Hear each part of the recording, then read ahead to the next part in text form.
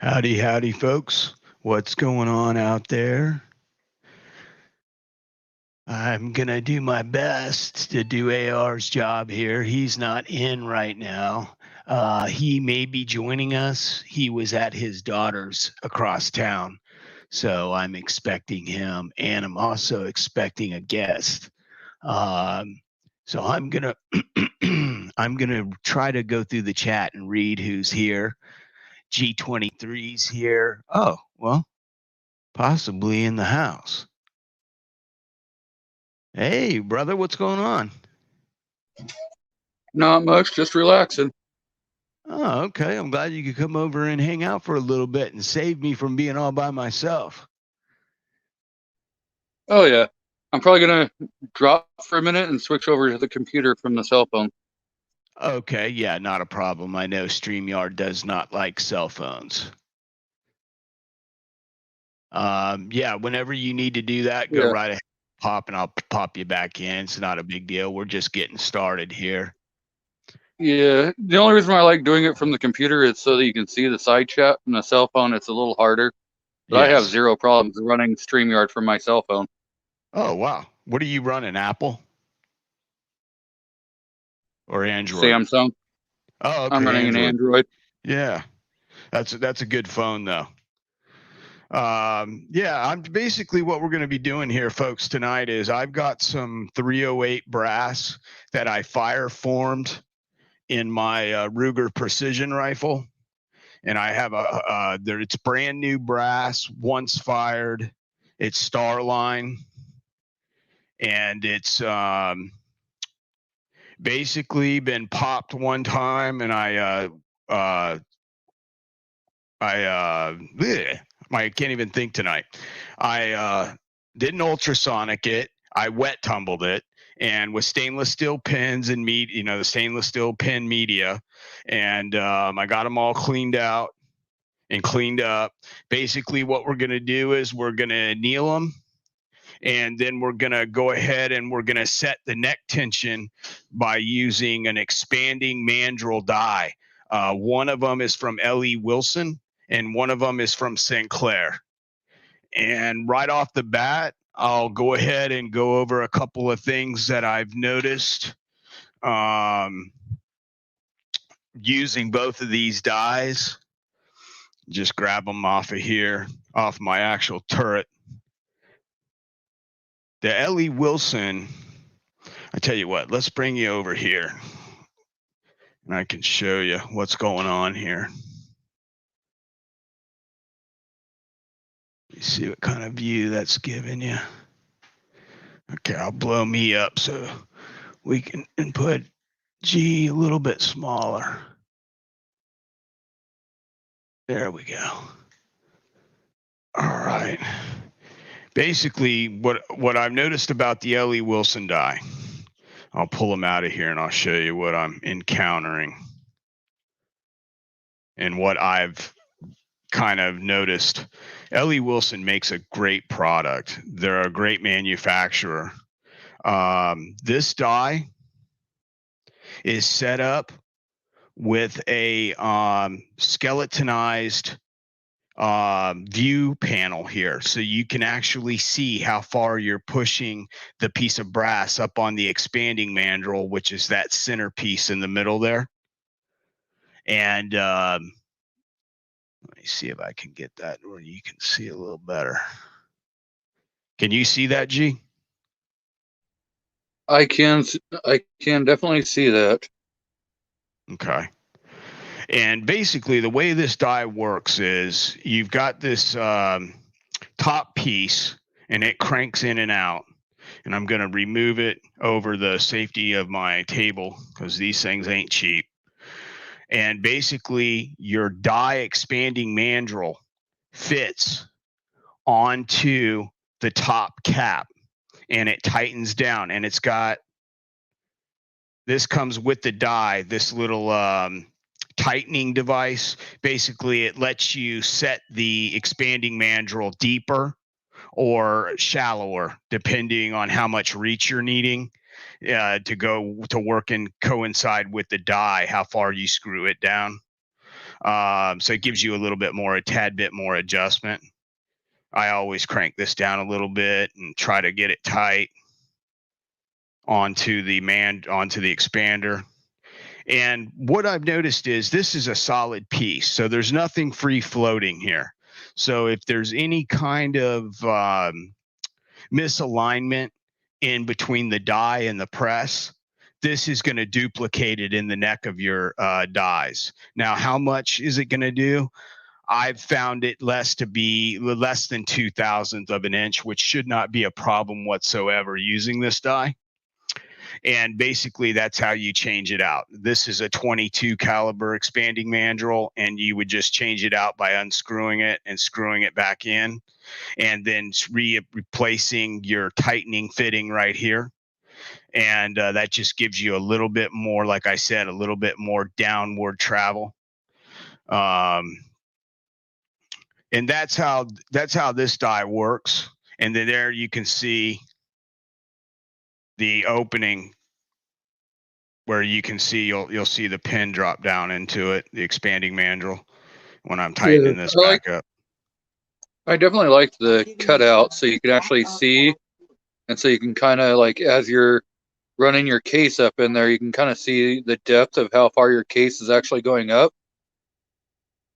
Yeah, most definitely. I like that too. And I wish that Sinclair, I've got a thing in with Sinclair right now, seeing if they have thought about doing that to their die.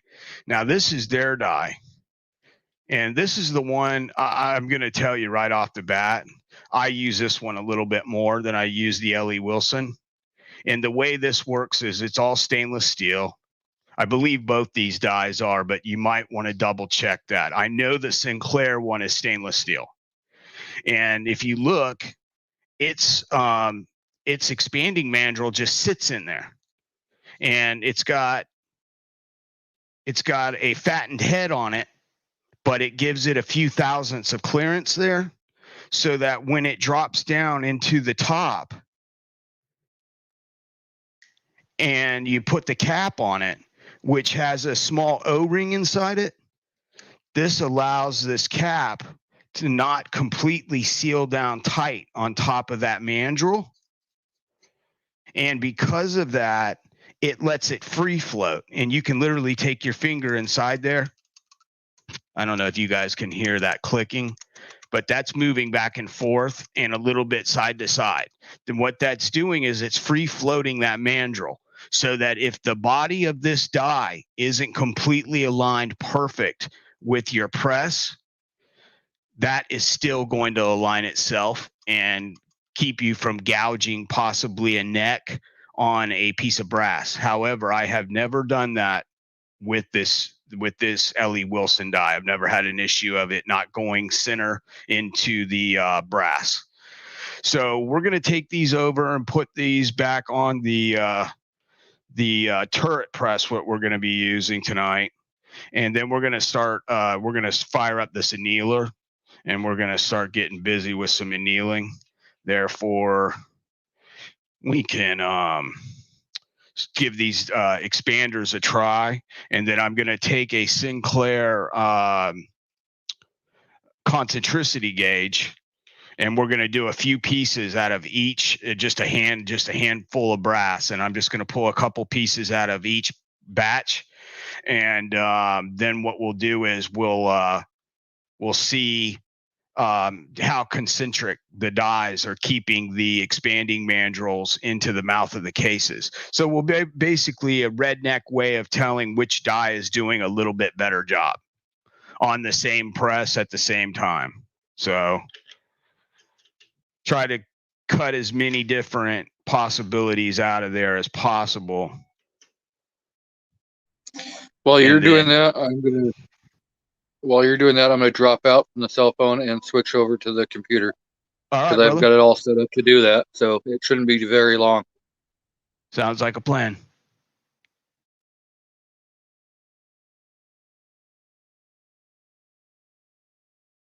All right, and now what I'm doing here is, folks, I'm using a torch lighter, which makes the neat, cool little sparklies and I'm gonna get this torch fired up and put right into place, and I gotta have this off a little bit so that I can hear the leak.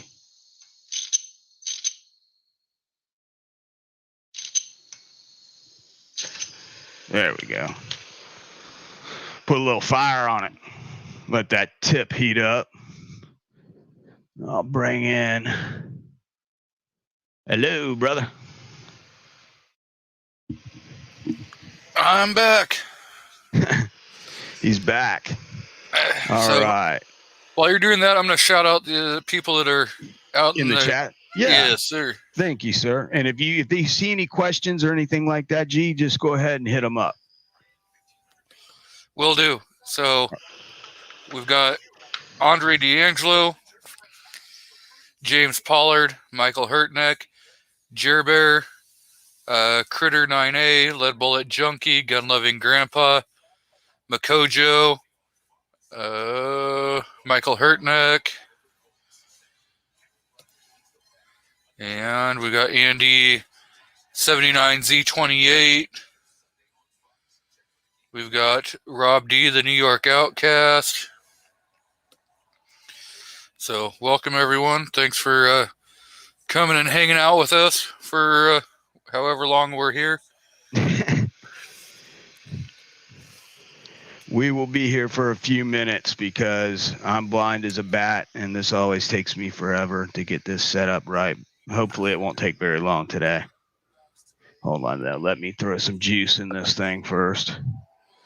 So I want to be able to turn this on just as soon as I can.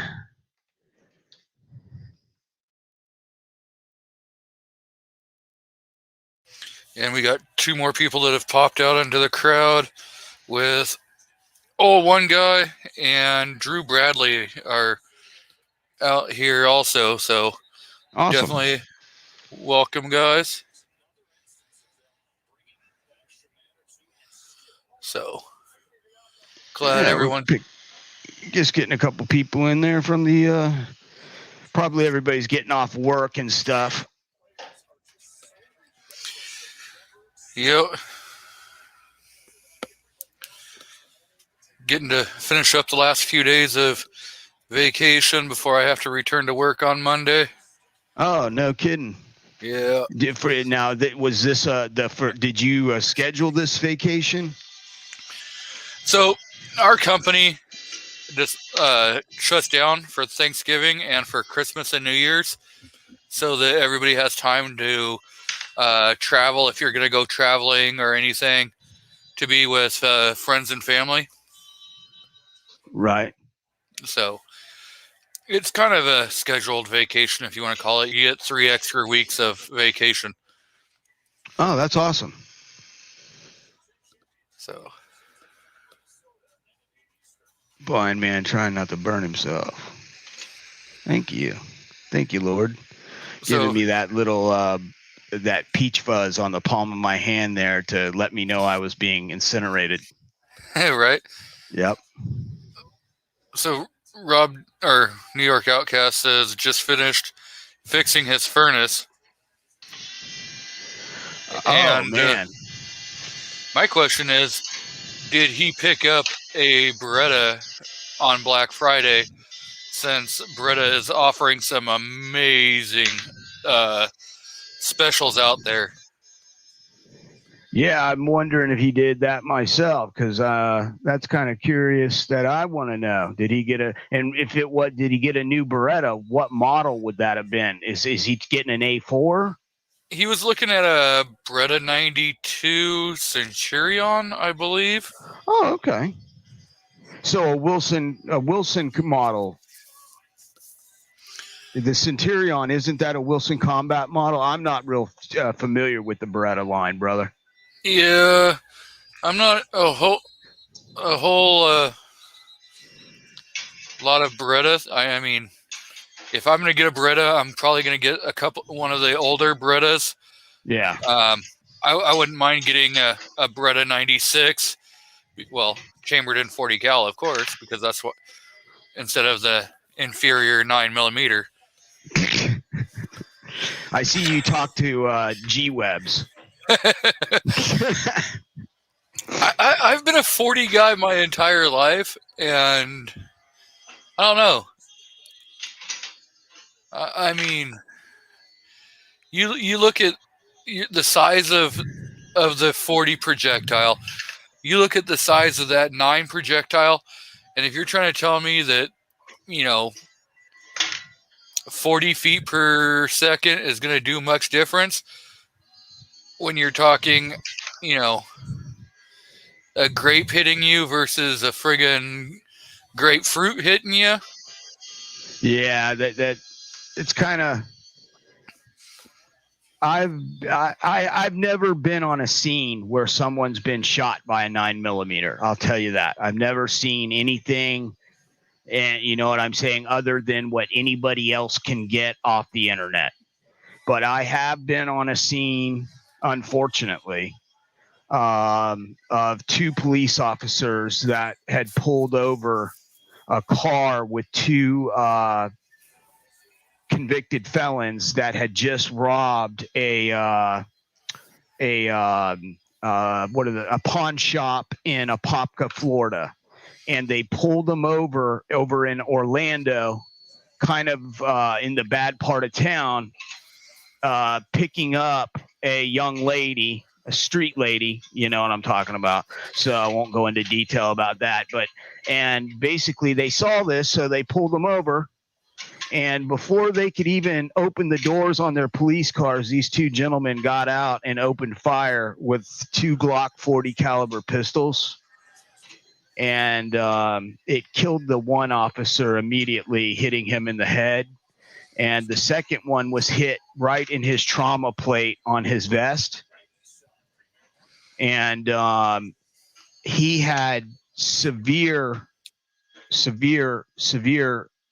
problems afterwards, even with the vest.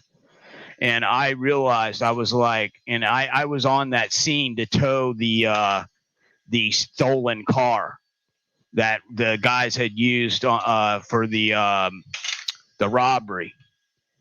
And basically, yeah, that's when I found out about 40 caliber firsthand. I was like, wow, that's a whole lot of energy created by that cartridge.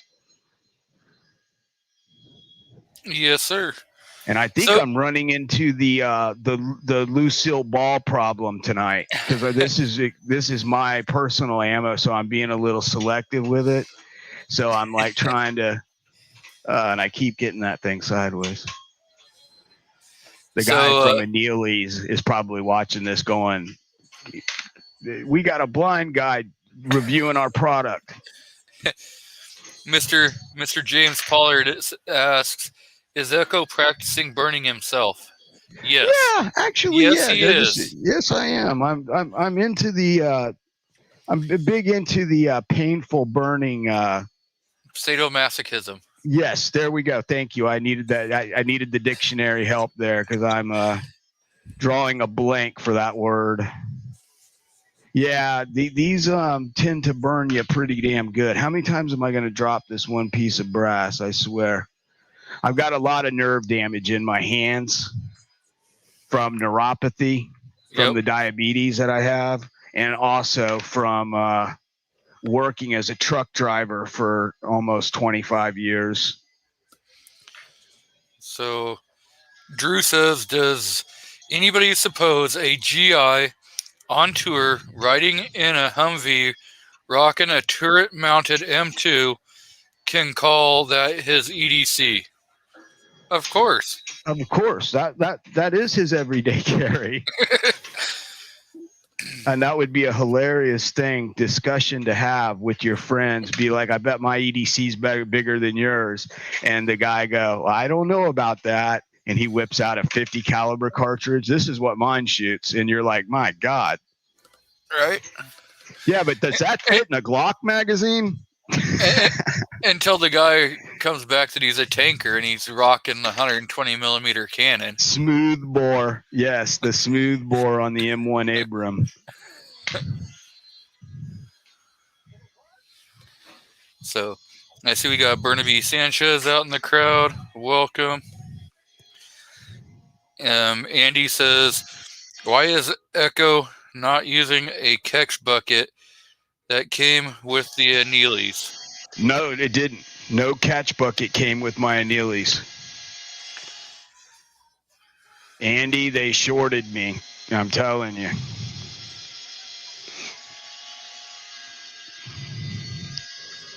And that's why I'm using a glove. The Lucille Ball way here of not trying to burn my hands. So, Mr. Hurtneck says that he just put up his 9mm and he's going to start carrying his Beretta PX4 Storm in 40 Smith & Wesson. Oh, very nice. So, ooh, that was hot. Ladies and gentlemen, let me tell you, the blue part of a flame on a torch, that, and I can smell flesh. So I know I'm going to have a burn there. I just can't feel it because my nerve damage. But yeah, I can actually smell cooked human being there. That does not smell. That is not a pretty smell. I would suggest if you guys are doing this, you be very careful when you're using any type of a torch. I don't care if you're using it to fix a bathroom pipe. Always be careful when you're messing with stuff that's 1,000 degrees. It doesn't do good to skin and tissue, soft tissue. And I got my chainsaw gloves, which are really not designed for this job at all. They're designed for dexterity, not protection. well, there's an idea for you. Go to like the Dollar Tree or the Dollar General, something like that. James Pollard says, I use a dollar store pan with my homemade annealer. Oh, that's cool. Yeah, you know what I was thinking about getting is one of those little muffin tins that are real cheap. You know, that you put you can even, I think they even come with muffins in them. You can buy like a thing of muffins and they come with the tin that you use to heat them up in the oven. That would probably work too and be really next to nothing as far as cost goes. What? I'd probably go with something that's aluminum or, metal. I don't know if I would trust any polymer or plastic. Oh, no, it's not. It's tin. It's stainless, or it's not stainless steel. God, yeah. It's made out of aluminum foil that's been like pressed over something. It's real super cheesy thin. But I mean, brass is not very heavy as long as you don't have 150, 200 cases of it, and you're just using it as a little resting pan is really what I'm going to be using it for, just to hold the brass there while it cools. And I'm moving fast because that starts heating up into my fingers to where I can actually feel my fingers starting to burn. So yep. I feel like Lucille Ball, like I'm going to shove one of these things in my mouth in a minute, like when she was at the cherry factory. And she was behind the machine that was spitting out cherries. Yep. And the chocolate-covered cherries. Yes. And she starts putting them in her blouse, and then she starts eating them. And she's trying to stay up with the machine. And the guy tells her it's very important that you stay up with the machine when she first came in and everything. So I was like, I laughed so hard because I used to watch that show back in the day. That shows you how old I am. That show was on TV when I was a kid. So Pollard and Mr. Andy both have kind of good ideas. Pollard says he uses a meatloaf pan, and Andy says a bread pan. Yeah. So either one of them you can pick up at like a dollar store, which would work pretty easily. All right. So jamming these things out. Mr. Hurtnett says, I was thinking that the Annealeez came with a pan, and they may, but every once in a while you get QC that overlooks something, and maybe a part didn't make it into the box, Yeah, there's that, and I think the whole thing is if you're using a pan, each person is probably very, very kind of like what's the word I'm looking for? Um, they're probably wanting to use what they want to use. It's almost like picking out shoes for somebody. You know, ow, you know what? You know what else is hot? Let me tell you. That brass tip. I severely recommend that if you're going to touch that you have like some welding goggles or welding gloves on rather, because that thing is warm. So All right, we're gonna load this up. Now we're creating the nightmare that was on that show, and I'm doing this just for views, because this is something that I know is going to go horribly wrong. I already know it is because I'm doing it and I can't see, and I'm just going to run out of places to put this brass. I already can see that happening. Lead Bullet Junkie says, laughing my ass off. I remember that episode. And hey, Echo, I was watching it when I was a kid, and I'm 29, so don't age yourself too much there. Well, yeah, because they have it back on as reruns. They're on like TV Land.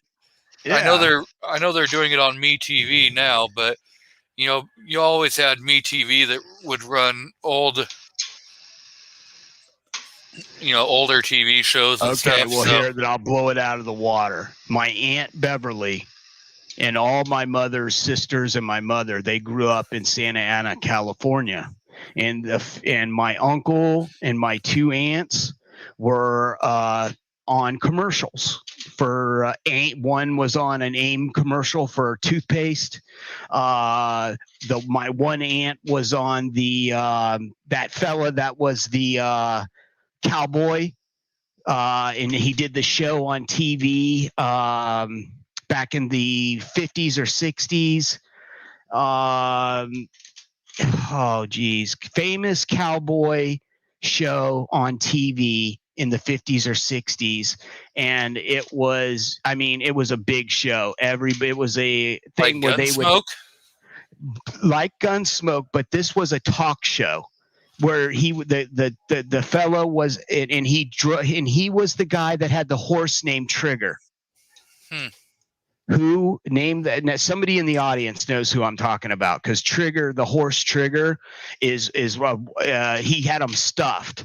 He was so in love with his horses, and the horse could do like special tricks and stuff. He could get it to lay it.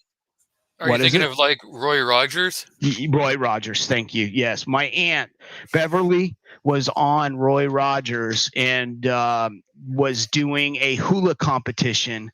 Not a hula, but what are those plastic rings that we used to play with when we were kids? You go like this, and it would go around. Hula hoop, is that what the hell it's called? Circle. Plastic, and you shake it around your hips like that. Okay, hula hoop. So she did this hula hoop thing, and she won a competition and ended up getting a spot on his show. And she got to go on his show when she was a young girl and do hula hooping. And it was kind of amazing, because later on in life she married a World War II fighter pilot, my Uncle Bill. And he flew a P-49 Warhawk, and he was friends with Walt Disney. And I never got to meet Walt because he died before I was even born. But the bottom line is they've come from all those kind of doing those shows back when they lived in California before they moved to Florida. And it was pretty neat hearing how they did all that stuff, and when they were young kids, and they got to meet all those cool people. Could you imagine being on the Bob Hope show, or not Bob Hope, but the guy that he was just talking about? Yep, Roy Rogers. Yeah. We have Mr. Kingpin that has joined us out in the crowd. We have 2A All Day, who has joined us out in the crowd. Oh, good. And Mr. Rob D, the New York Outcast, says, so Echo is some kind of Hollywood love child. Oh, boy. Quite possibly. Oh, I hear somebody I recognize.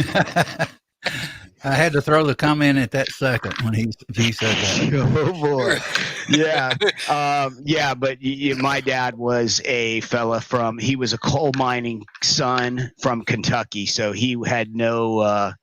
My mother was on when she graduated high school. She was on a trip around the world. And her older sister, because my mother's mother died when she was a young girl.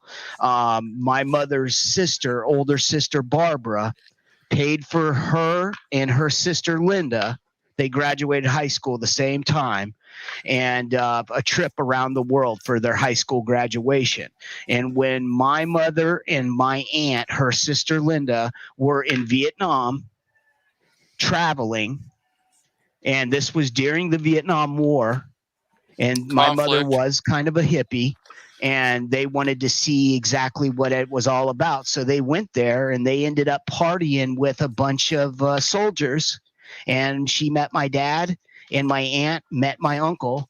And when they got discharged out of the military, my dad bought a 69 GTO and drove to California and married my mother. That was a good car. Yeah. So Michael Hurtnick is asking, he says, hi, AR Guns. How was your Thanksgiving? I'm full and lazy right now. And so I know there was a comment out in the crowd, but for some reason it's not showing up on my cell phone, but it's showing up over in StreamYard. So it was from Mr. Drew Bradley, who says, I worked for Disney as a cell animation painter for about 8 months. I quit. I hated those people. Bunches of nutcases worked there. Oh, yeah. Yeah. Oh, yeah. I 100% agree with you, Drew. I agree with you. I had the opportunity. They would come to our schools because I went to private school, and they would always come and they would want to hire us kids because we usually were a little bit more disciplined than the public school kids and stuff like that because of our curriculum and whatever. They used to come out there, and my teacher used to tell me, hey, you guys interested in getting a job? And I would be like, no, not for that company. I'm like, that company's crazy, man. I'm like, those people are nuts out there. I'm like, I stay away from anything movie, business related, anything like that.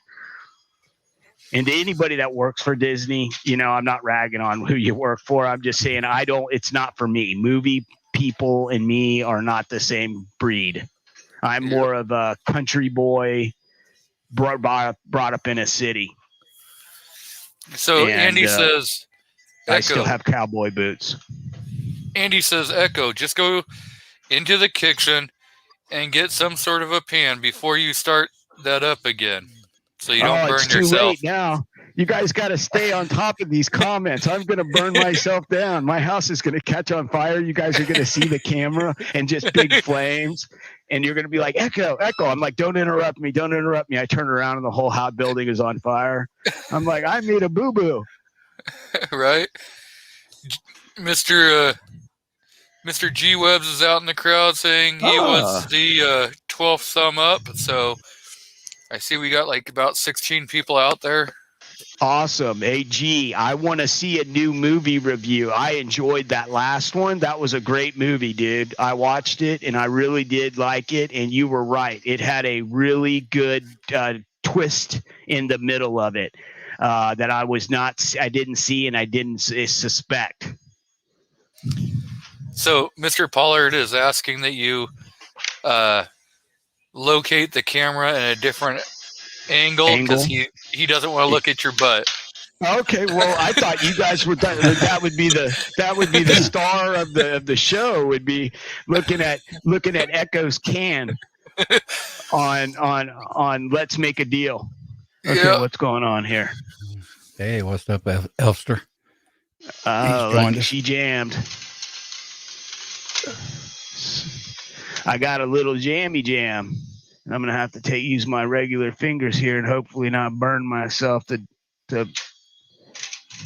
see that. Yeah, that's the first time it's done that. I think what happened is I let too many cases roll down the top over. There it goes. So Elfster's here, and Elfster also, guys, if you guys are looking for a little bit cheaper model, if you're not looking to spend, $300, he's got one that's a little cheaper than $300, and it works very well. And it doesn't seem to have those issues. It's like spitting at me and stuff now. It's gurgling at me. So G-Web says, right on, thank you. I'm planning to start to do 3 movies in each review video. So that now he's going to give you 3 times the homework. Oh man, now I'm gonna have to review 3 at a time. My time on Earth is not that long left. I don't think I'm gonna have to be very selective of these movies. Gee, So Drew Bradley says it's the EP integration annealer for those interested. Hey, AR, can you make Elfster a moderator? Sure, if he wants to be. Yeah, if he and go ahead and let him leave a link for his machine in the side chat. Oh. Okay. That way he could do that. Let's see. See if it'll let you do that. Sure. Now, yeah, and I would definitely agree now that everybody recommend a catch tray that you do that because this is ridiculous. Okay, I'm a mod. It won't let me. Yeah, the only way. Yeah, it's got to be on my side. Yeah. Well, you, AR, if you have, because you'd have to do it through YouTube, so you'd have to log in under Echo's YouTube channel, just because you have like mod status or it's got to be done through on YouTube. Here, give me just a second. I'll turn this off for a second. Yeah, I don't have that control here. Hold on, I don't want to do that. So it's going to cook that piece of brass. So just a little heads up, AR and Echo with StreamYard. I'm not sure if it's started yet, but at least by this weekend, anybody who has co-host or what's their other channel? Admin. Yeah, the admin. The admin. You'll be able to highlight comments in the StreamYard side, and only. I'm aware of that. Yeah. G23. We were the first. We were the first channel on YouTube to actually use that on StreamYard. You'll be able to pin. You guys will be able to pin the comments. This is a new feature. Oh, okay. So you'll be able to pin the comment and be able to come back to it. Oh, that's a good idea. So when did they decide on that? I don't see a pin in here. Last Sunday, they announced it and said that it would probably be rolling out this weekend sometime. Awesome. Still not available yet, though. I can. Oh, you see that there? No, I don't have no ability to pin. Right now. Yeah, I think they released an email about it earlier this week. And another thing, if you're using the free version of StreamYard, or maybe even if you're using the paid version, right now, StreamYard is running a promotion that you can do the paid version like for $10 a month. Wow. Well, Jesus Christ, that's cheap because I'm paying $25 a month. Yeah, so that's like if you're able to prepay, you could pay for a year. That's $100. You got to. No. You can do it just $10 each month. Okay. But if you could do it for, a year, think about how much money you would save. Oh yeah, that's a substantial savings. That's good information because that could help out AR right now very much. Yeah, $10 a month versus 25. So you get, every month you're saving $15 a month. Yeah, I'll check that out. Absolutely. If you don't have the email AR, shoot me an email and I'll forward you that email to you. Okay. So this way you can look at it through there. All right, got those things hot. If I remember right, G, you're in Georgia, aren't you? Nope. Or if I got that wrong. Okay, I got that wrong. I'm across the United States on the left coast, as everyone refers to it. I'm in Oregon. I know it was. Other week, somebody said something about you were in Georgia, and I apparently kept it in my head. Apparently. Yeah, I think it was Kyle Lusk had said something about it, and I tried correcting him, but he wasn't paying That's Kyle. That's old Kyle. I thought, we got a Georgia. I didn't know G was in Georgia. Okay.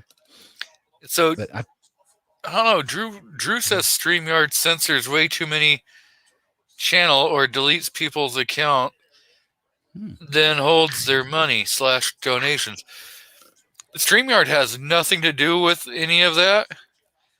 Yeah. So that would be on a YouTube side. That's YouTube. Yeah, that's not StreamYard. StreamYard is simply a provider for us to be able to live stream. That's all they give a care about. Especially if you're under 1,000, you can go through StreamYard to live stream, and instead of being able to with doing it through YouTube, you have to have 1,000, and I don't think you can invite other people to come on. So if you want to have interview style, you have to use StreamYard or what's that computer program? OSS or something? OBS. OBS, yeah, but you got to know what you're doing. Yeah. I ain't got it figured out yet. So. Yeah. I am not a computer guru. I do not claim to be one. I am I grew up without any computer classes. They didn't offer them to us in school because the computers were just hitting the markets. And I'm talking the Texas Instrument T99 and the Commodore 64 and IBMs were so expensive that the average person that owned a house or lived in a house or apartment, they couldn't afford those machines. They were business computers. Yep. And it wasn't until the 286 or the 386, I can't remember because I don't know much about them. Yeah, it came out. Yeah. The Pentium 38.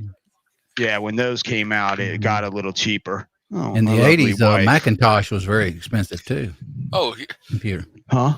In the 80s, Macintosh was an expensive computer. Yeah. So the average person didn't have them, Yeah. Even probably till about mid late 80s before it kind of really you started seeing home computers, and even those were very super basic.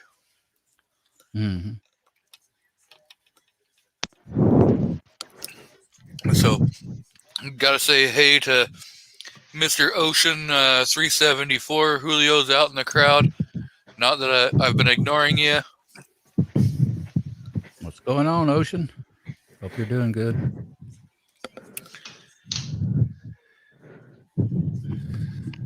I'm stuffed and lazy. Oh, boy. Thanksgiving food always makes me sleepy. I didn't get to shoot the videos, Echo, but I did go in the backyard and fired it once and let another granddaughter, her husband shoot it. Her husband. I was trying to think, was she living with him, but she's actually married to him now. And, he shot it once. And where I went to, they your 1911? No, my AR.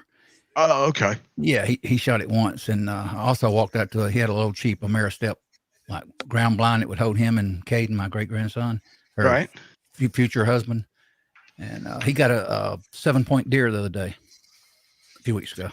Oh, well, good for him. Opening the gun season.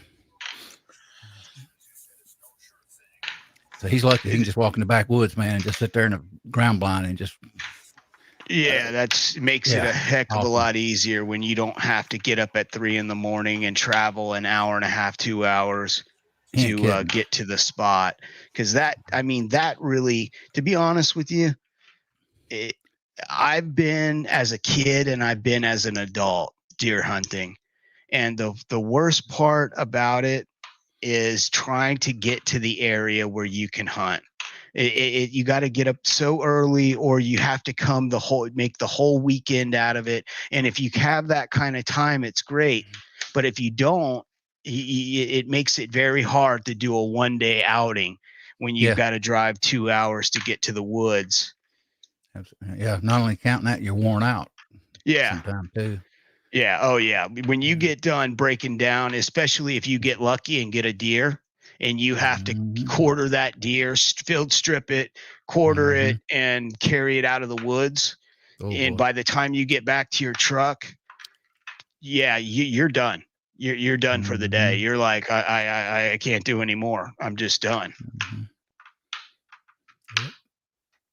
And a lot of people, that's why when you see them, they get home and they'll put their deer. They'll either take it to a processor, which I like doing because it takes that last chore out. But a lot of my guys, they own hunting camps. So what they do is they'll go and they'll hang the deer in freezers. They've got big freezers at their farms, and they use where their hunting camp is. It's on a farm. And the guy grows clover, soybean, and all this stuff in Georgia. And so they've got a place where they've got a big pull behind fifth wheel trailer, and it's hooked up so that they have a shower, beds, toilet, all that. They get out there and they'll go for an entire weekend when they have a holiday on Monday. So they'll go and do like a 3-day, 4-day weekend type of thing.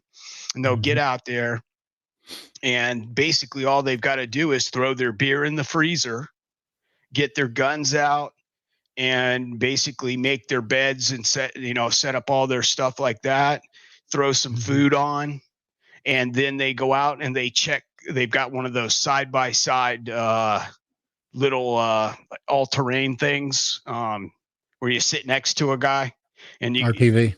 Yeah, one of those. And they go and they pull all their camera footage. And he also, this year, he bought cameras that actually, when they take the picture, it sends an email to your phone and lets you know that the camera just took a picture. And you can check it 24 hours a day, the camera. So the new trail cams, check into those. Those things are pretty damn neat. Now, I believe those have to have Wi-Fi or they got to be hooked into the internet somehow. So yes, you got to have a Wi-Fi, but you can do it. They do it with a cell phone and an amplifier of some sort, and they leave the cell phone in the trailer, plugged in. And they use its Wi-Fi as a hotspot, dude, I don't know how any of that works. So I might be telling you all a bunch of crap. So just check into it. You can do mobile hotspots. Okay, so that's what they're doing. I don't know how to do it or any of that, but that's what they're doing, and they're able to do it because I've seen him. He's been over here, and you'll hear it go ba-doop, ba-doop, and he'll be like, "Oh, you want to see a picture?" And he'll show me a picture of a deer moving down a trail. And I'll be like, that's pretty neat. And it's all in color and everything. It's pretty neat. There's also, you can get the little box that are, you can charge up just like a cell phone. You can do it through like Boost Mobile or even some of the other, probably through Verizon and stuff, where you have a mobile hotspot. And it's so you can access it that way, and you don't have to use your cell phone. But it's just like having a cell phone connection out there. Yeah, So what are you talking about? Okay, let me go into YouTube and make Elfster a moderator. Out before I forget to do it, because I'll get started on this. God knows.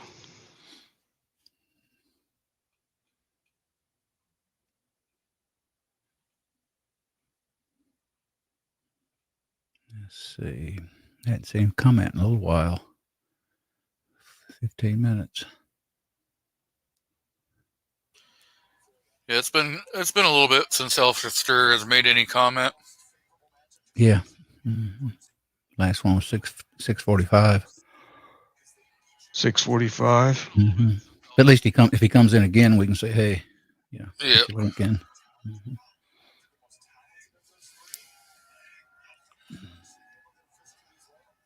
Or actually, I could go over and get the this website, YouTube channel, and put a link in there. Yeah, you can do that if you want, brother. Yeah, hang on.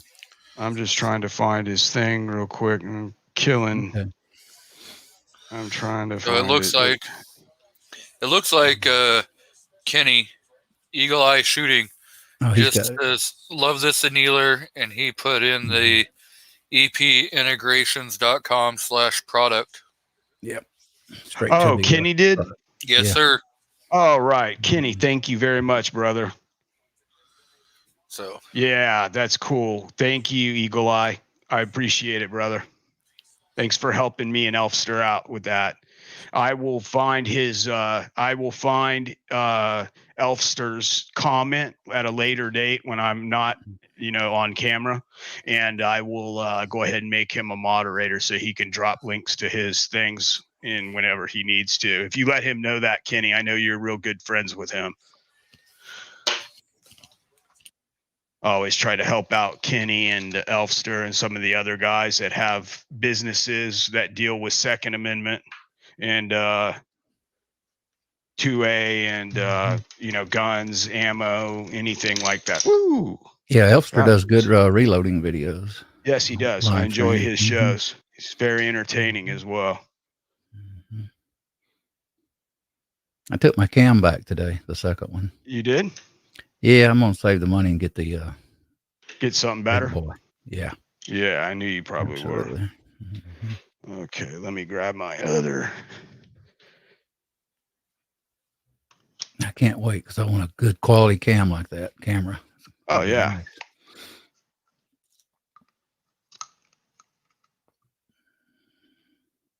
That's what I told you. I was like, yeah, I wouldn't do that. I would get that good one with the fancy dancy thing. You may just check out on Monday, because it'll be Cyber Monday and a lot of companies are going to start offering some really good deals. And I know Amazon sent me a email talking about some specials that they're running for content creators and stuff.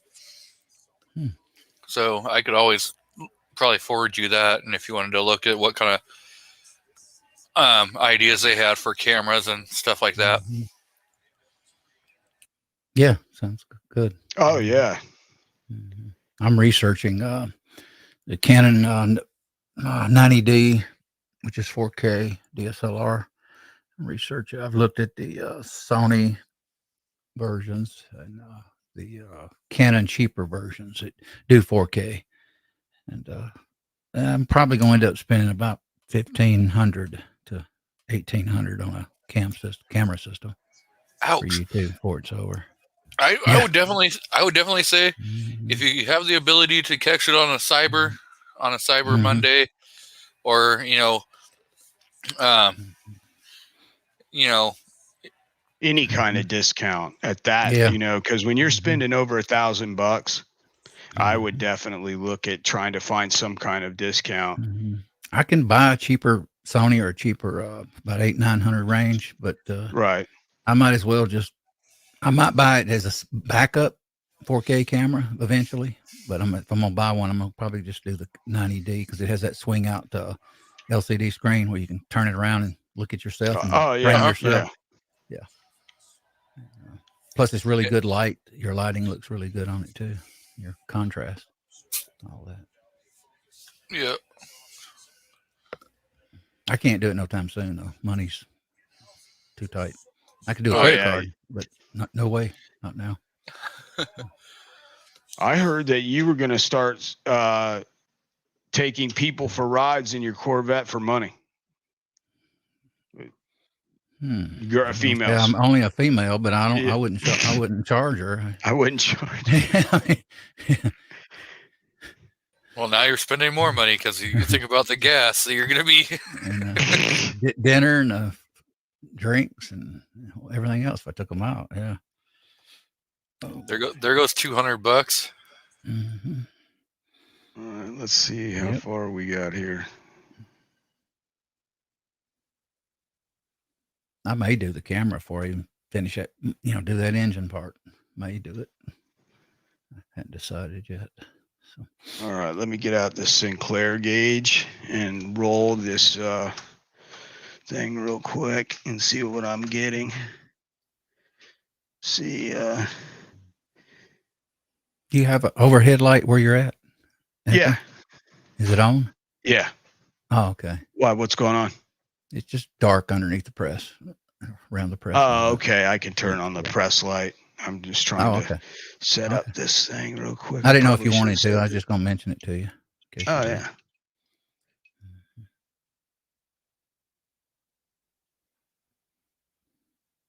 Try to move this thing around.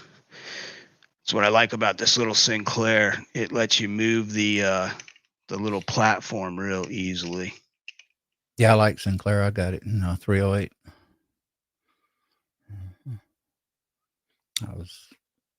I tell you a good thing you can get with that though. Go to is it 21st Century that makes all the mandrels, all half sizes?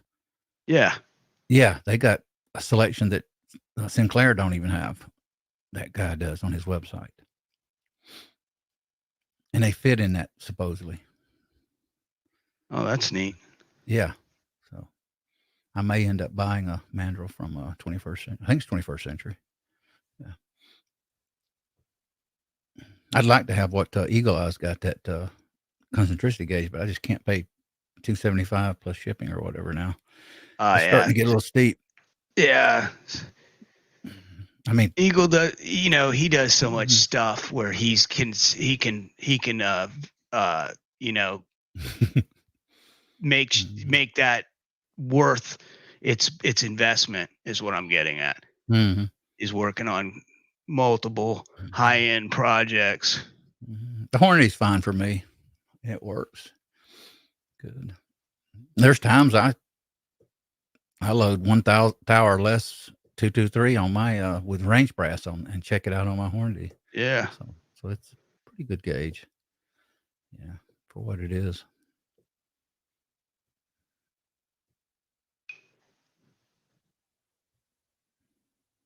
I gotta go grab something out of the garage, fellas. I'll be right back. I damn forgot it. Okay. Let's see. What does he say? I'm so glad I made. Yeah, it's nice. I need to get one too, Drew. Mr. Hurtnick asked if you got it running. I'm guessing if you're talking about the car. Oh no, sure I don't.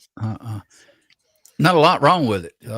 Basically just a lifter or a bent rod, push rod. And but no, it's still sitting. I need to crank it occasionally. I hadn't been doing. I've been charging a battery with a battery tender. And he said he had an extra one. Wish I knew. Wow. Yeah, I like that thing you got, Kenny. I watched you several years ago use it on some of your videos. I definitely need to get it running. That's for sure. So I can take the top off and cruise in the summer. I love it. It's been many years since I've got out and cruised all day, on a Saturday or Sunday, just for the fun, pleasure of driving. Yeah. Used to do that in the Nissan 300ZX Turbo. Oh, okay. Yeah, I remember doing. Had an 84. I had an 84 and an 85. So both of them were the nice T-tops. drop the T-tops, and have a lot of fun. I got my first Corvette when I turned 40 years old, 1995. And it was 6 years old, but it had 30,000 miles on it, not brand new. Boy, I wished I'd have kept it, but I went like an idiot. I traded it in on a newer Corvette that was 2 years old with 30,000 on it. And it did not make me happy. It manual seats, soft ride, power steering, airbags. It just sucked. So, and never did cotton to that vet. Just got where I lost interest in it. Didn't even ride around even with the top off, actually, with the Targa top off. And that's the thing about Corvette. Some years was really good and handled like a race car, or actually felt like a sports car. And some years, just close your eyes, you just think you're driving a Cadillac or a family car. You couldn't tell the difference. So yeah, Drew asked, what year is your vet? Mine's an 89. Same year I got when I first got my first one, when I turned 40. That's how much I liked it. It don't have the airbag there in the way, so I can turn the steering wheel real fast when I lose control of it. And even though I'm old, I do spin out occasionally. And I got to get it up and running, and it's been sitting a couple of years out there. I haven't done anything to it. I did put injectors in it because it's set for 30 years, and it's got 14,000 miles on it. Now you know why the lifters are stuck or whatever in it. So it's the worst thing you can do is buy one with low mileage. It's better if somebody drove it a little bit over the years. And, a car sitting is not good for it. Now, are the lifters stuck, or I probably got one lifter stuck, most likely just one, and it's not stuck right away. It ends up pumping down its roller. If it's not the lifter, and I suspect it's the lifter because it don't do it when you first crank it. Now, I could be wrong. One mechanic I talked to, and I've worked on cars too, said it could be one of the push rods there, and I agree. Yeah. But I can test that, pull it out, and roll it on glass. Check and see if it's warped. But one of the lifters is stuck, and that's real common in that Chevy. Yeah, I was just thinking maybe it's just where you have a sunken lifter, so it's not actually stuck. It's just slipped out of place. Mm-hmm. And so it acts kind of like a stuck lifter. Right. Yeah, I would think that, but see, when I first crank it, it don't knock or it don't pound. But once it warms up a little bit, it starts pow, pow, pow. And you hear it in the top end too. You can hear it near the head part. Yeah. And, if I take it out and take it to a shop I know, and if a machine shop says it don't need a lot, that'll save me some money. If I end up getting it really built, I'm probably going to even have the crankshaft balanced internally. And if I do that, I'll be able to raise that joker up to 5,000 RPM without blowing it up. It'll run a lot better. And being internally balanced, I think they charge $300 extra for that. But then again, they may get in there and the rings look okay and the cylinders look okay, and I just need the machine shop to do, not a lot of work to it. So that's what I was thinking. Drew had it. It's a collapsed lifter. Yeah. Yeah. It's tapping. It's not a rod knock. I could tell a rod knock. I can tell it how it does. But it's definitely a lifter. Yeah. Now, when I had my 69 Dodge A100 custom pickup, when the rod, the connecting rod actually blew out, it didn't make any knocking noises. It was just weird. And I got so lucky it shot out on a downstroke. So, and it looked like somebody had taken a double barrel shotgun, split the barrels, so they pointed directly sideways and pulled the trigger. I mean, wow. It looked, there was 2 holes in there that looked like, but at the time I didn't have the money to rebuild the motor, and so I ended up getting rid of the truck. I could put a Chevy crate engine in there, and but I think for OEM and resale, because these cars are starting to get really high priced now, I'm just going to leave it stock and see if I can rebuild it or recondition it, whatever it needs. I mean, it'll run. The rings are not sticking. It don't smoke. It don't do nothing. It runs like a bat out of hell. And so that tells me the rings are doing pretty good, and the compression's probably pretty good. And has that literally no smoke. So that's a fun car. I know that. It has more torque than my 89 had more torque than my 94 I owned. Even though my 94 had 45 more horsepower, which is 300 horsepower. And it claims it's got 300 something foot-pounds of torque, but somehow in that 93, 94, they put it to either gear ratio, they changed it, and it just did not have it. You couldn't even burn the tires in a 94, maybe 5 foot, 4 foot. I can burn my tires probably 20 foot in my 89. Minimum 20 foot, now, probably more. But now,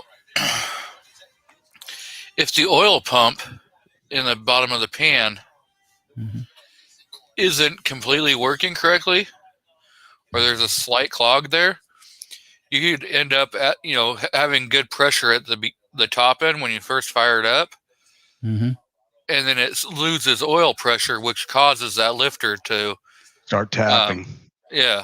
Because you're not getting the oil pressure to your heads. True. But you would think that you would hear more than that. You would hear cam lash. You would hear a lot of other things starting to become loud on the top end of that car, especially a Corvette. Yeah, but with dual overhead cams. If it's only slightly blocked and not completely blocked, then you would still be getting oil pressure. And so you're probably talking like plug 6, 7, or 8. It's actually working on the, let's see, 1, 2, 3, 4, 5, 6, and 8, somewhere on the right bank. That's where it's doing it at. And it does show good pressure on the LCD screen, the old 89L, you know how they made them back then. But it still could be that, yeah. Can you see this? Yeah. Let me blow my screen up too, so I can really zero in on it. Remember it, but every line is a half a thou, not a thou, guys, on that. So if it moves one line, that's half a thou. And where did you see that at? Sinclair. Oh, okay. Yeah, on their stuff. Yeah, their description. It wasn't somebody on something. Okay. I think Brownells mentioned it or something. Yeah, it was good authority. Yeah, it's moving about a half a thou. Looks like to me. Is it moving one? I can't. It's kind of dark right there. It's hard to see. It looks like it's moving about one at least. So I would say half a thou. Yeah, it's like let's see. It's moving half to a full. Is that any better? So you're. Oh yeah. Yeah. So you're. But it's kind of blurred. The numbers are blurred, but that's it's fine. We can still see what's going on. So you. Yeah. Probably got under half a thou. So you very little on a 1/4,000th of run out. Yeah. Let's see.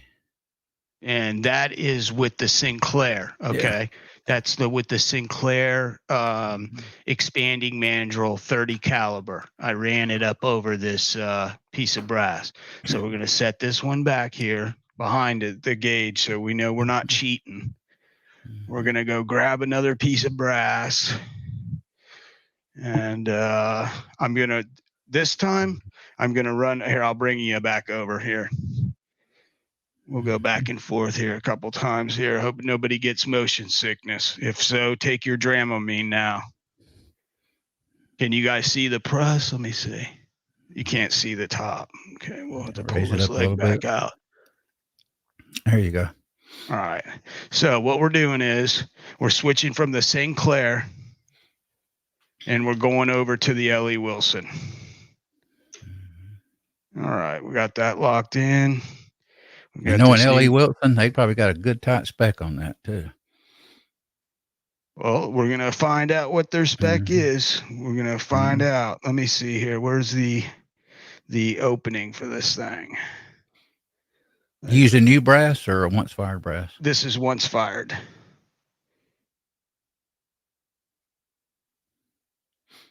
It's out of the way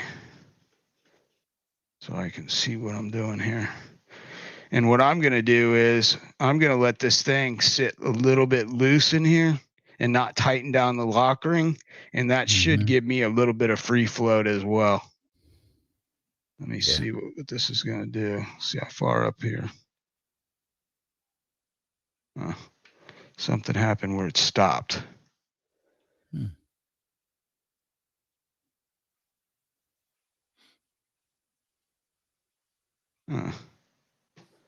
It just jumped up on there.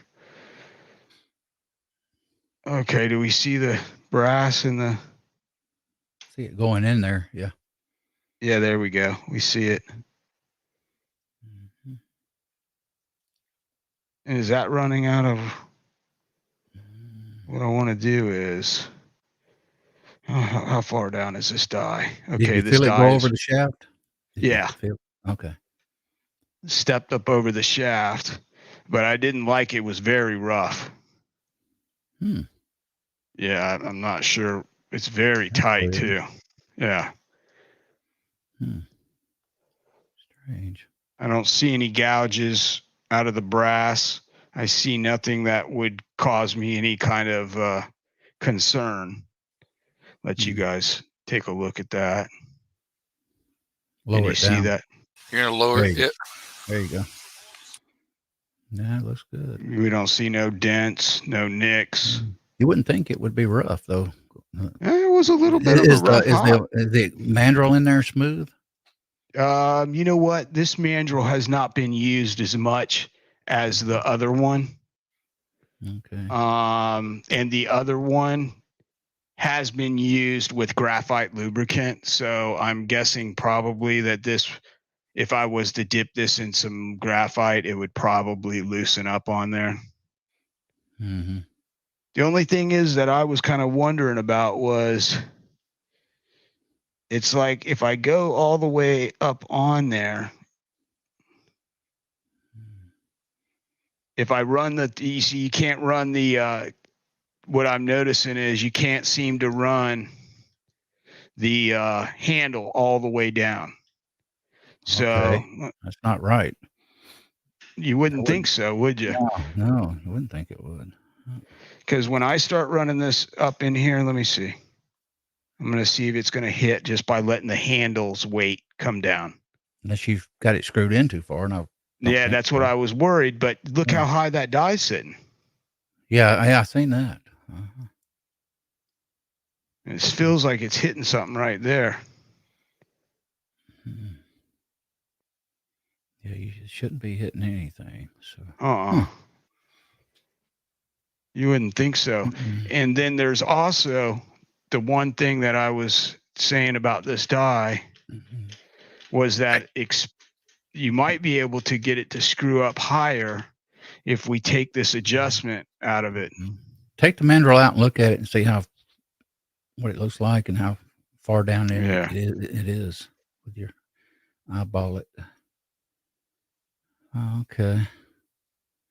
So right there would tell you. Yeah. So I would only go no more than 3/4 of the way up on that mandrel. Yeah. It's putting it down further, this adjustment is. So let's take the mandrel and take this adjustment deal off of it and see if it'll go up further into the the die. Maybe that thing's for reaching short cases, that little black thing. I would do one with the lock ring tight too, just to see what you get. I did. That was the lock ring was tight. Yeah, it was, everything was bottomed out up against the top. Now I'm bottoming it out without the lock ring. And we're going to see if it makes a difference, if it gives it that extra little bit of room. I was thinking you didn't tighten the lock ring. That's what I was thinking. No, I snugged it down. Everything snugged down. Okay. And what I'm doing is I'm just running this till it comes through the entire turret. Yeah, that's good and then enough. I'm just turning it. That's it completely into the turret right there. So that's shouldn't feel no stop on that, I would think. You shouldn't. Okay, that was nice and smooth. Went all the way down. Now let's see if we flared this mouth at all. Doesn't feel like it. Seems like I solved that problem. Okay. Now let's go over and see what it does on the concentricity gauge.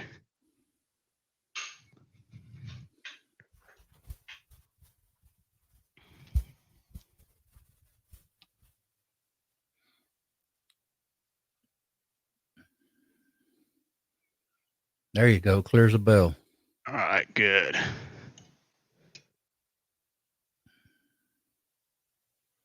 Can you see that part of the gauge? Okay. Yeah. All right, you guys ready? Can you move that black thing out of the way there? That marker. Black thing. What are you talking about, brother? That little marker there. The little mark.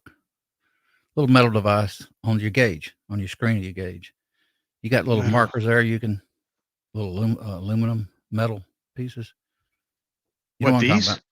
No, on your gauge. Look on your gauge. It's got a metal ring around it. You can twist. You can move those sliding things. No, see the little tiny. There you go.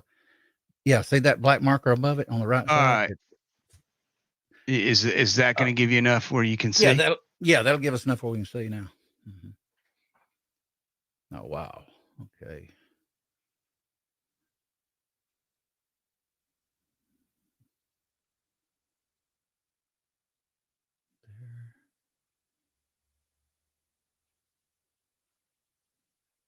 Can we see it? What's that moving?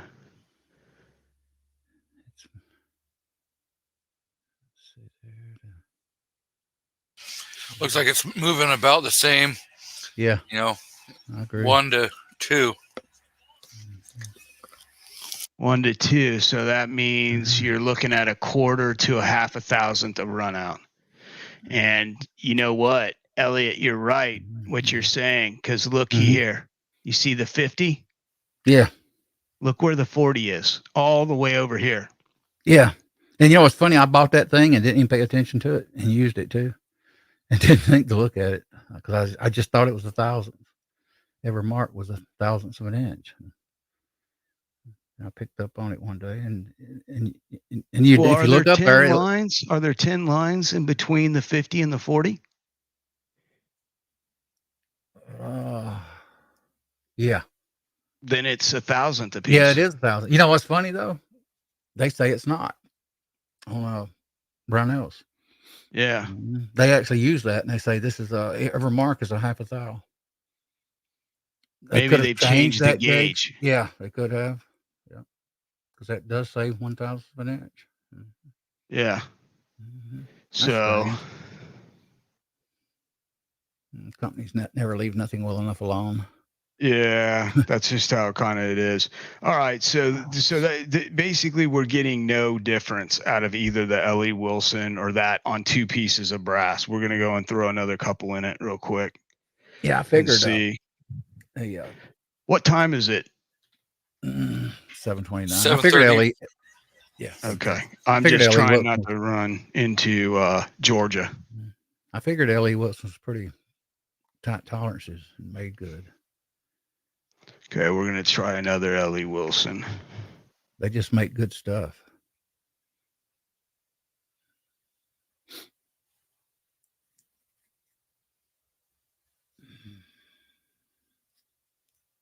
Hold on. Pull this camera back just a little bit.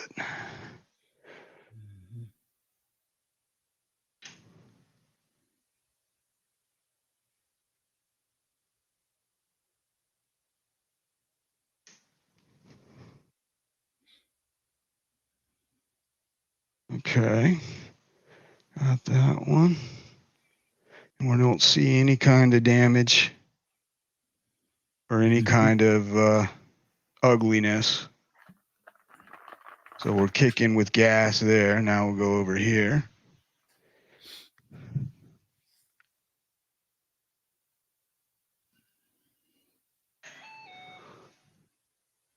I would like to have their bushing die. L.E. Wilson. And their bushings supposedly are probably a little bit, I've heard they're a little bit better than Redding. So just in research. If I was going to buy a bushing die, bro, there's no question I would buy that. I believe it. I want to call the company called SAC, but it may not be. Yeah. You know what I'm talking about. What is the name of that company? Short action, custom action shooting, or custom action shooting, or custom action reloading, or something. Something, yeah. And they make the best bushings I've ever seen in my life. And I'm an idiot for not knowing the name, but if somebody can search that, what's it called? Custom action shooting? I'm trying to remember. Well, that's not moving much at all. So Eagle says, now size a brass and see if that caliper slides down more than 1/8 of an inch.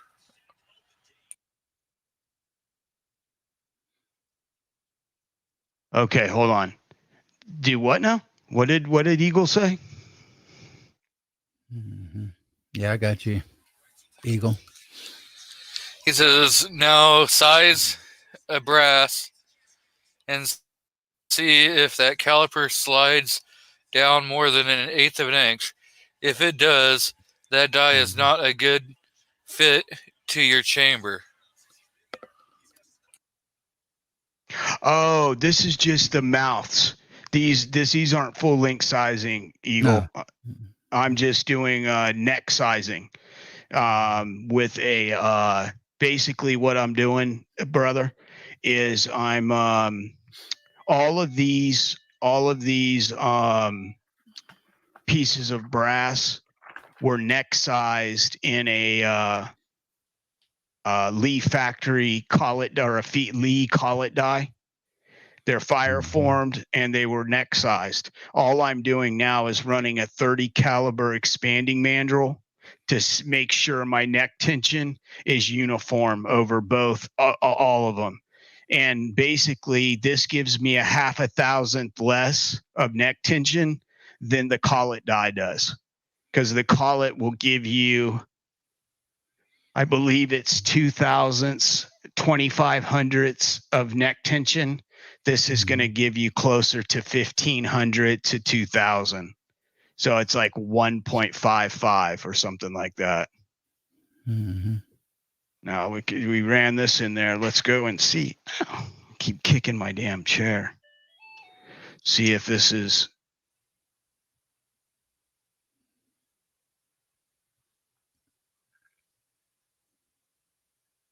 That one moved a little bit, but I can't really see because I'm looking over a camera. Yeah, I use type S rating dies is what I use. Bushings. That looks 1,000.5. What's that, about 1.5 thousandth? Let me blow it up here. It's not as clear as it was now. It isn't? No, I see. Got all blurry again for some reason. Hold on. What about now? Yeah, about the same, not worse. I can barely see it.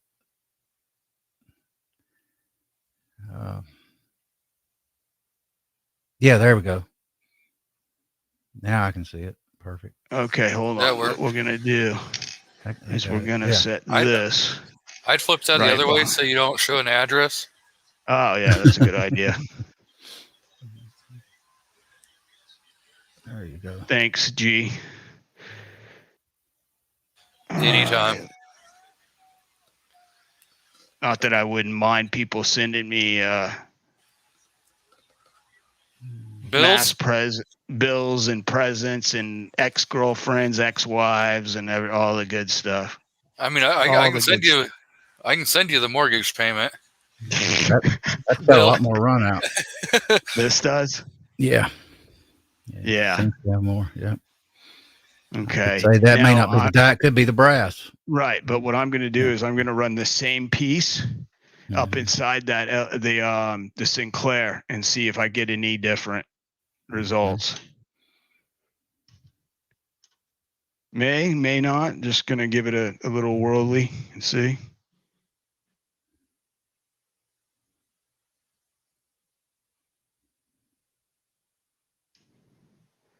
You're gonna redo the neck with the Lee die?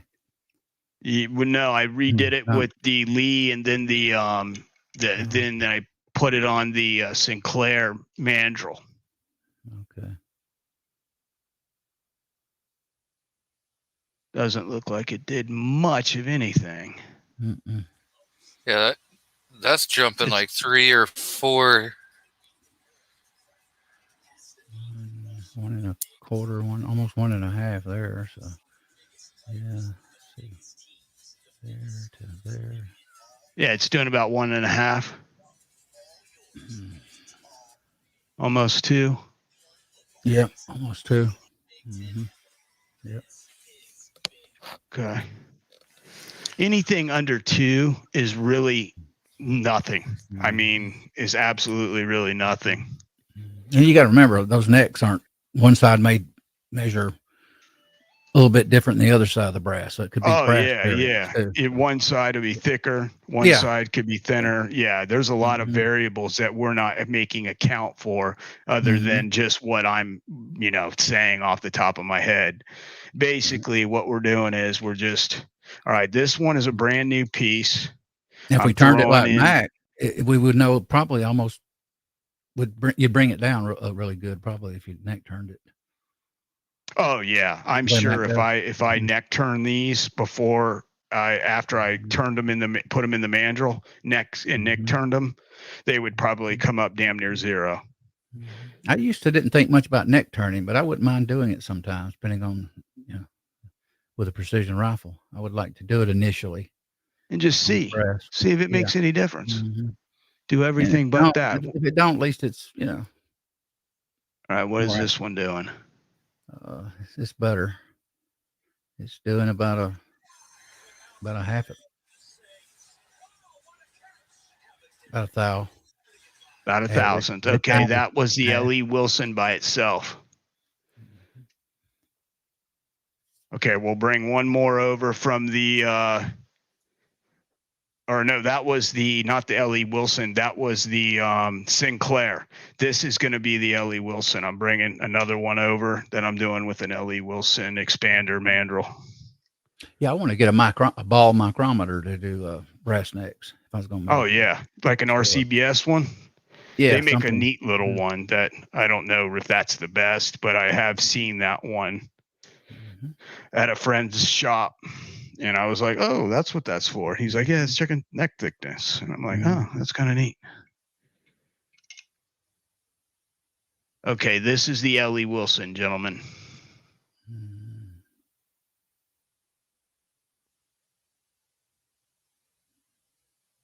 It's not very much. That's better. There to there. Maybe about 1,000. Yeah, so all these are coming up. Yeah. To be honest, all these are coming up and just being spectacular. I mean, to be honest with you, these kind of scores is what anybody is looking for in a quality brass. So basically, yeah, we could look at it all day like that. I think all we're going to get max is about a 2,000. And like I was saying, I was that last one was the L.E. Wilson. This is the L.E. Wilson die. And this one right here. That's the one I got. This one is the Sinclair. And basically, now this Sinclair, this is a Lee lock nut ring on here, lock ring. Hurts your fingers. Yes, but the reason why I had to use it is the Sinclair one is a huge lock ring. Yeah. And you can't put another die next to this on a turret head. Right. With the because it's so big and round. It's like a flying saucer in the middle of it. So I had to put a little one on there to get it to work. Mine's got the big one on it right now. Yeah. For 308.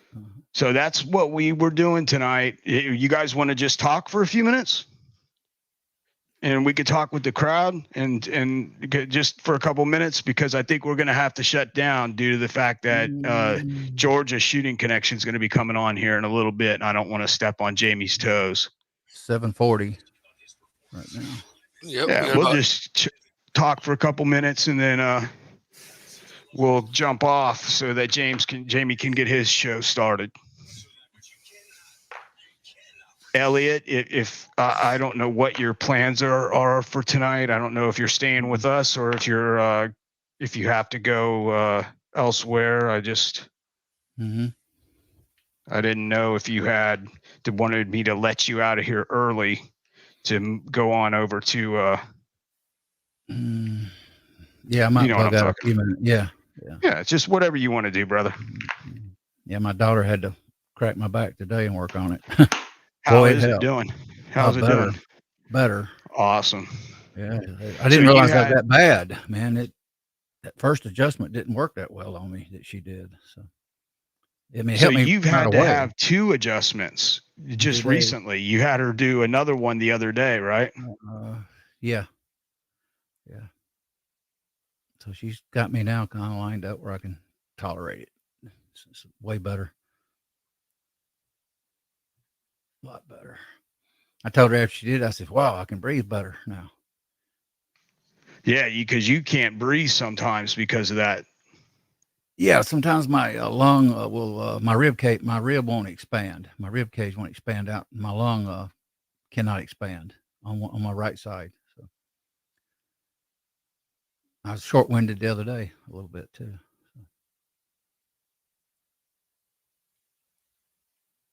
Yeah, that's crazy. That injury causes all those problems with your breathing and everything. It's just I think G mentioned you got a thoracic injury. G, I won't get it. Don't get into it deep because of Echo show. But you know what I mean. Yeah. So you probably G11, G12. I got 10. So I have a heck of a problem with it sometimes. Oh yeah. I see we've got West Covina Dodge that's popped in. Oh, hey West Covina. Brother Pat is in the house. The scale man. The scale man. How's the scales going, Pat? Have you been messing with that lately, or have you been doing other stuff? So I know you've been busy.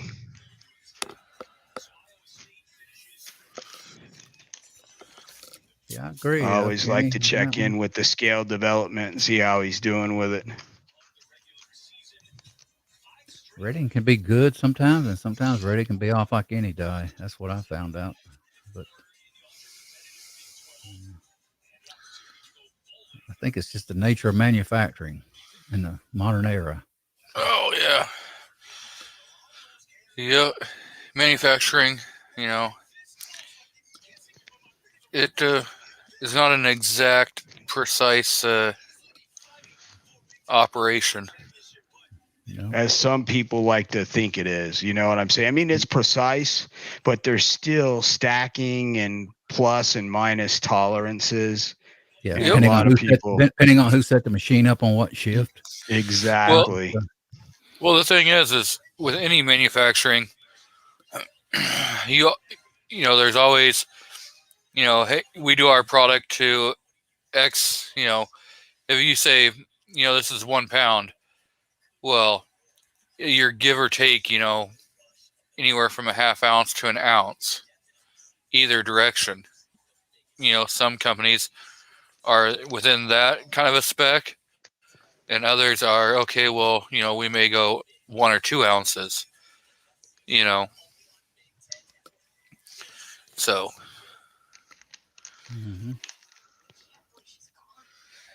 He says, I have all 3 parts now working on power. I need 3.3 volts and 5 volts and 9 volts for the stepper. Oh. I would like to eventually get that, was it I-120 that Elfster's got? I don't want the powder thrower. I just want the scale. Oh, yeah. I think you sent me a link to that scale one time. Isn't that like super duper expensive? If you look around, you get about 600 and under occasionally online. Some places 750. But yeah, it's expensive, but it's lab grade. I think 5-year warranty too. Oh, they give you a 5-year warranty on it too. That's a pretty good warranty. Sounds like that. If I remember right, yeah. For that kind of money, they kind of should, you know. Mm-hmm. I would think, anyways. But I mean, I don't sell scales, so I don't really know anything about them. I've only bought a postage scale, I think, back in high school for a class project. I got one of those. Yeah.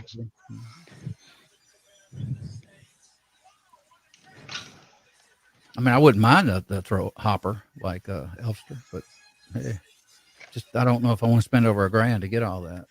Yeah. Just to throw powder.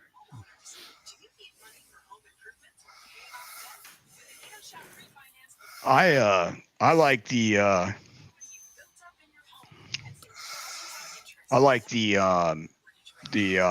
that scale is very nice. It is very nice looking. It looks like it's, you know, because some scales you look and you kind of like, where did I spend my money?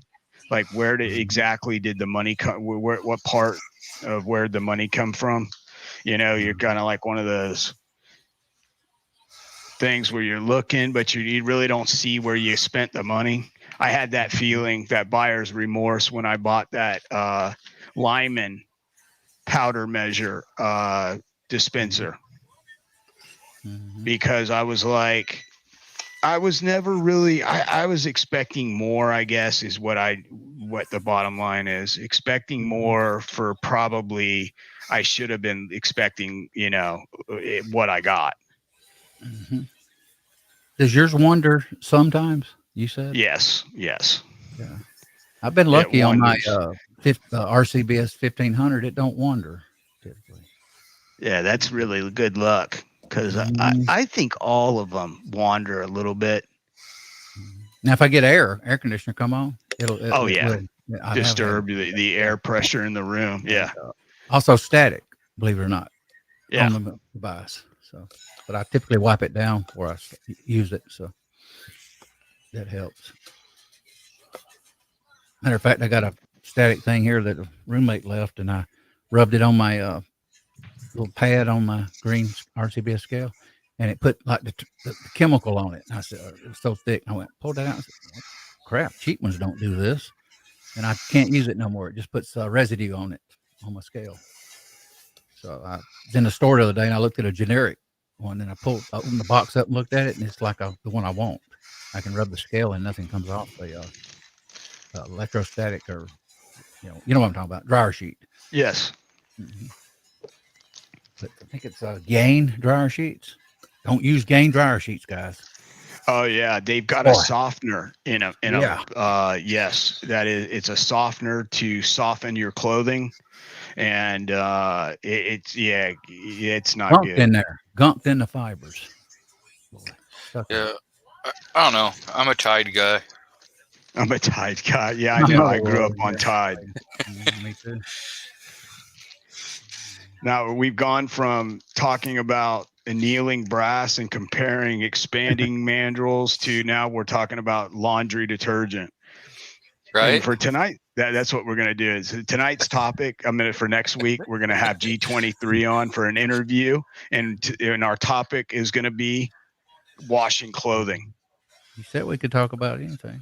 Oh yeah, right? No. It's absolutely okay. I don't have a problem with it.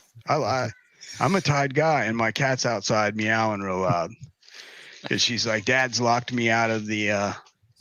Let me let her in here so she can check it out. Let's see her. You want to come in here? Well, come here. Yeah, it's 11 minutes till. I gotta. All right. Yeah, ladies and gentlemen, we're going to shut it down because Georgia's shooting connection is coming on, and I don't want to overlap and get into Jamie's territory, but thanks for tuning in. I appreciate it. Everyone have a good night. And everyone in the side chat, I really appreciate you coming by and blessing us with your appearance and talking with us and getting us to do things. AR, do you want to read off the side chat, or are you going to get out of here and I'll have G23 do it? It doesn't matter. I know you're pinched for time. I don't want to cause you an issue. I'll go ahead and call it out. Well, Okay, brother. Go ahead, G. Go ahead. Yeah, I'll let you do it, G. Okay, so anyway, had a good time, guys. Sorry I was late. Oh, hey, no Great problem, stream. AR. I knew you were busy with your daughter, and not a problem, brother. G was nice enough to pop in and cover the bases for me and give me a hand so that I wasn't able to read the side chat tonight and stuff. So, but I appreciate you coming back over and when you got back in, dude. I appreciate it, and I will see you this following Thursday for your chat, and I'm sure I'll talk to you before then. Yeah, I may do another one here. I'm gonna go look at that sale price you're talking about, G23. Yeah, just like I said, if you need to, shoot me an email and I'll send it over to you. Okay. All right. See you guys later. Have a good one. Later. Take care, ladies and gentlemen. You all have a nice evening tonight.